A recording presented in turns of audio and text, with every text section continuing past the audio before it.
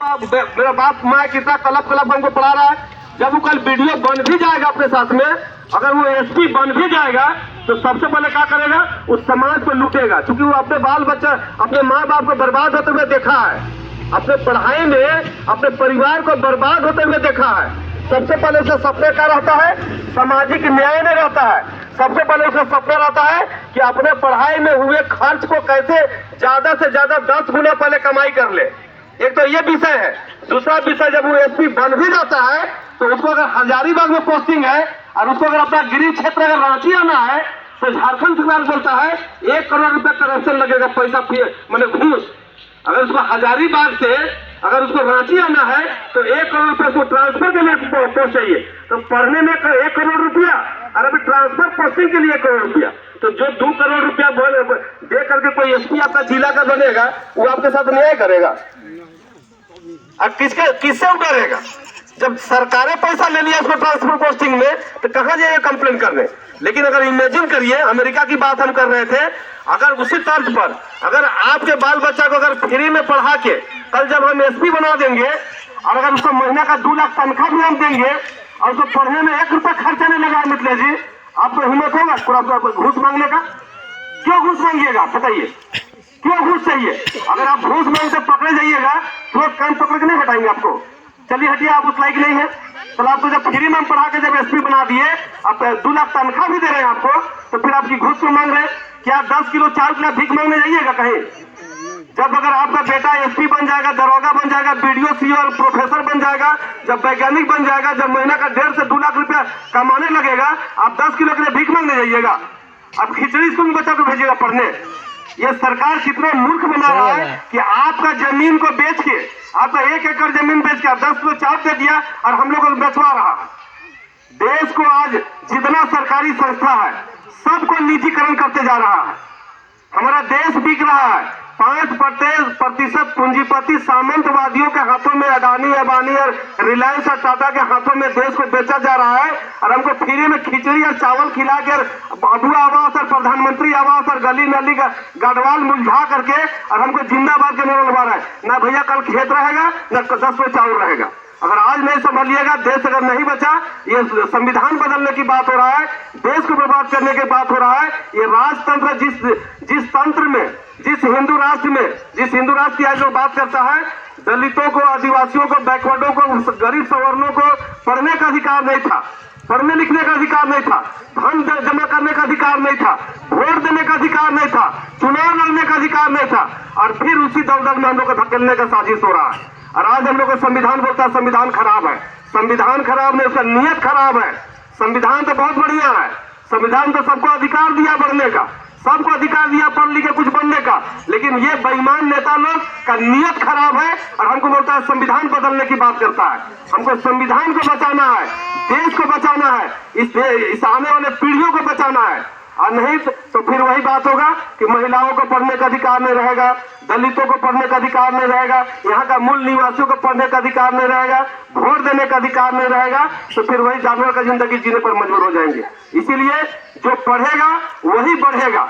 आज पढ़ाई में देख लीजिए, यहाँ जितने पढ़े लिखे जितने लोग बैठे हुए हैं, हम चेहरा देख के बता सकते हैं कि पढ़ा लिखा होगा। उसका चेहरे में झलकता है, उसका व्यक्तित्व में दिखता है कि यह व्यक्ति पढ़ा लिखा होगा। इसलिए पढ़ाई कितना जरूरी है इस बात को समझिए। इसलिए हमारा पार्टी का मूल एजेंडा है निःशुल्क शिक्षा और निःशुल्क इलाज। अगर जिस दिन हमारा बाल बच्चा, हमारा झारखंड का बेटा बेटी पढ़ लिख के जो IAS IPS दरोगा बीडीओ सीओ अगर बन जाएगा, जिस दिन महीना का 1 लाख रुपये कमाने लगेगा, वो किसी का मुहताज नहीं रहेगा भीख मांगने के लिए। अगर झारखंड सरकार नौकरी नहीं देगा, वो सारा यूपी में जाकर नौकरी कर लेगा, वो विदेश में जाकर नौकरी कर लेगा। उसके पास ज्ञान होना चाहिए, नॉलेज होना चाहिए। जब डिग्री उसके पास होगा तो इंडिया तो छोड़ दीजिए, अमेरिका, ब्रिटेन और फ्रांस का सरकार आपको बुलाएगा और आपको 2 लाख रुपए का नौकरी देगा। इसकी लड़ाई लड़ना है। अब हमें ये छोटी छोटी अभी बात कर रहा था हमारे भाई लोग, अभी चुनाव आ रहा है। अभी रीना जी बढ़िया बात बोल रहे थे, अभी लोग नोटों का गड्डी लेके आ जाएगा। वो राजस्थानी है कि बनाते मैंने हरियाणा का है, वो बलात्कारी है कि जमीन ब्रोकर है कि हत्यारा है, कुछ नहीं देखते हैं। बस खाली क्या कहेगा, यही कि कोई आदमी को पकड़ेगा नौकर दलाल को, बोलेगा कि मिथिलेश जी आपका गाँव में कितना महीना से मुझे चलता है, ये बोलेगा ठीक है चलिए हम बैठा देते महिला लोग को।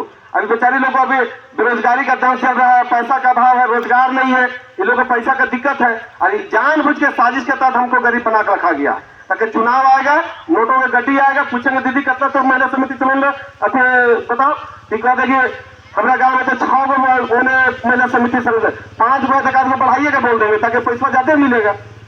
तो कई गो आदमी है तो 20 आदमी तो 25 आदमी बोल दिए, पैसा कितना मिल गया, 10,000 का गड्डी को दे दिया, खुश है कि चलिए कौन छापे देना फोटो बस उसको रट लिया। वो नेता कौन है, कहाँ का है, उसका बैकग्राउंड क्या है, उसका बैक हिस्ट्री क्या है, वो बलात्कारी है कि हत्यारा है कि जमीन ब्रोकर है कि दलाल है, कुछ नहीं देखते हैं। बस जय जय श्री राम एक बार नारा लगा दिया पगला जाता, लगता है भगवान राम में आगे चुनाव लड़ गए, हिंदू के नाम से मुसलमान के नाम से। तो इन सब चीजों से सावधान करने आए हैं। पहले भी हम बता चुके हैं, अभी चुनाव आ गया है, बहुत तरह का, अभी कोई मंदिर में मंदिर टूटल मिलेगा, कहीं हड्डी फेंकल मिलेगा, कहीं लड़वाने का साजिश होगा, कहीं अभी देखिए चुनाव आ गया। अब पहले भी बोले भारतीय जनता पार्टी के द्वारा गांव गांव में अभी शिलान्यास चल रहा, इस शिलान्यास इवेंट है, मैंने वोट ठगने का। 5 साल तक कोई शिलान्यास नहीं हुआ। अब 2 महीना बाद चुनाव होना है तो संजय सेठ और समरीलाल अभी गांव गांव में जाके शिलान्यास करवा रहा है। फोटो भी हेमंत सोरेन और कांग्रेस पार्टी क्या कर रहा है, गांव गांव में अभुआ आवास का घोषणा कर रहा है। वैकेंसी के बारे में मिथिलेश जी बता रहे थे कभी वैकेंसी का बौछार होगा, खाली 10 वैकेंसी होगा नहीं, उसके बाद एग्जाम लेगा, टेस्ट होगा, रिजल्ट आता हो जाएगा, आपका क्या हो जाएगा, आचार संहिता लागू हो जाएगा। और जैसे आचार संहिता लागू हो जाएगा ना, और जब सरकार चुन के आएगा तभी अभुआ आवास से फिर से जांच कमेटी बैठा देगा। नहीं देखो कौन लायक है कौन नालायक है, अभी किसी को नालायक नहीं बोलेगा वो। अभी अभुआ आवास भरने में कोई नालायक नहीं है, सब लायक है, सब भर के दो, सब भर के दो, हाँ सबको भर के दो। अभी तो वोट लेना है भैया, अभी वोट लेना है, सब लायक है। और जैसे जीत के आएगा ना उसके बाद क्या करेगा, जांच कमेटी बैठा देगा कि पता करो कौन कौन लेने लायक है। और जो गलती से ले लेगा ना दीदी, अगर कोई गलती से ले लेगा आवास तो उसके ऊपर में FIR होगा कि तुम्हारा जब मोटरसाइकिल था भैया, एक मिनट, जब अगर कोई गलती से ले लिया आवास, अभुआ आवास, तो उसके ऊपर जांच कमेटी DC बैठाएगा और स्थानीय BDO क्या करेगा, पता करो और उसके नाम से FIR करो। वो कैसे ले लिया आवास जी, उसके घर में 2 पहिया वाहन है, उसके पास में 4 वाहन है, उसका पक्का मकान है, वो कैसे ले लिया अभुआ आवास, उसको जेल भेजो। उसके बाद डर का बाप लोग कपत है, पहले बताबो नहीं किया, हम बनाइयो लिया, हमको जेल में देना पड़ रहा है। तो ये साजिश को समझिए, ये सिर्फ वोट ठगने का एक दाना छीड़ दे रहा है। बहेलिया लोग बोलता है ना, पहले दाना छीड़ दो, जैसे कबूतर आएगा जाल में फंस जाएगा। ये जाल फंसाने का चुनाव आ रहा है, इसे सावधान रहिए। ये बेईमान लोग अभी बहुत हथकंडा अपनाएगा, बहुत लोक लुभावन बात करेगा, लेकिन एक बात बोलिएगा उन लोग से जब वोट मांगे रहा है कि अगर मेरा बाल बच्चा को फ्री में पढ़ाओगे, मेरा माँ बाप अगर बीमार पड़ेगा फ्री में इलाज करवाओगे, और जिसकी जितनी जनसंख्या, जिसकी जितनी संख्या भारी उसको उसमें मिले भागीदारी। अगर यहाँ का मुसलमान, अगर मैंने यहाँ का मूल निवासी है, उसका तुष्टिकरण के खिलाफ है कि वो धर्म परिवर्तन किया है। आज अगर 19% मुसलमान है तो मुसलमान समाज को भी 12 को विधायक चाहिए। अगर यहाँ का राजपूत लोग, अगर राजपूत लोग अगर आबादी ठीक है 6% है तो उसका भी 4 को विधायक चाहिए। जिसकी जितनी जनसंख्या है, अगर कुर्मी समाज है, लोहरा समाज है, चमार समाज है, तेली समाज है, सूड़ी समाज है, कोरी समाज है, अहिर समाज है, चाहे कुम्हार समाज है, लोहरा समाज है, जिसका जितनी जनसंख्या, या तो जाति को समाप्त करो, और यदि अगर जाति बनाए हो तो जिसकी जितनी जनसंख्या है, जब तो सुअर का जनसंख्या करवा सकते हो, मुर्गी, छगरी, भेड़ी, बकरी का जनसंख्या जनगणना करा सकते हो, तो फिर जाति जनगणना क्यों नहीं। और जाति जनगणना होगा तो जिसका जितना जनसंख्या है उसको भी उतना अधिकार मिलना चाहिए, उसको भी उतना भागीदारी मिलना चाहिए, उसको भी उतना विधायक बनेगा। जब तक सबको अधिकार नहीं देंगे, जब तक सबको हिस्सेदारी नहीं देंगे, तब तक सामाजिक न्याय नहीं हो सकता है। वो जब तक नहीं जाएगा असेंबली में, उसका आदमी जब तक नहीं जाएगा लोकसभा में, तब तक वो अपना बात नहीं कर सकता है। इसलिए कोई किसी का ठेकेदार नहीं बनाना है। इन्हीं चंद शब्दों के साथ मैं अपने बातों को समाप्त करता हूँ। समय काफी हो चुका है। सामाजिक न्याय के इस संकल्प की बैठक में हम विश्वास जताते हैं कि आने वाले समय में हम लोग सावधान रहेंगे, सचेत रहेंगे, और इस चुनाव को एक सामूहिकता, जीत हार का परवाह नहीं करना। कई लोग अभी आपके पीछे आएगा, अरे लोक हित अधिकार पार्टी तो नवा पार्टी लगाओ, एखन नहीं जीतो, इस बार फिर दे देख भाजपा के, इस बार दे देख और कांग्रेस के, इस बार दे देख जेएमएम के। तो इस सब के मुगालते में नहीं रहना है। हार जीत नहीं, ईमानदारी और सच्चाई के साथ खड़ा रहना सीखिए।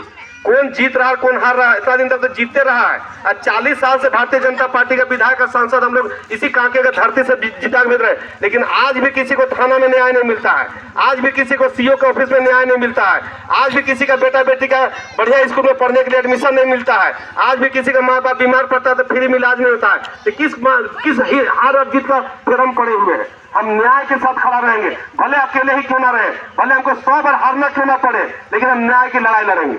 और जब भी संकल्प कर लीजिएगा परिवर्तन देने लगेगा। बहुत बहुत धन्यवाद। जोहार, जय झारखंड। अभी चुनाव होगा। लोक हित अधिकार पार्टी जिंदाबाद, लोक हित अधिकार पार्टी जिंदाबाद, जिंदाबाद जिंदाबाद, सामाजिक न्याय जिंदाबाद, जिंदाबाद जिंदाबाद, भारतीय संविधान जिंदाबाद, जिंदाबाद जिंदाबाद, इंकलाब जिंदाबाद, जिंदाबाद जिंदाबाद, जय झारखंड, जय झारखंड। बहुत बहुत धन्यवाद। अभी होगा।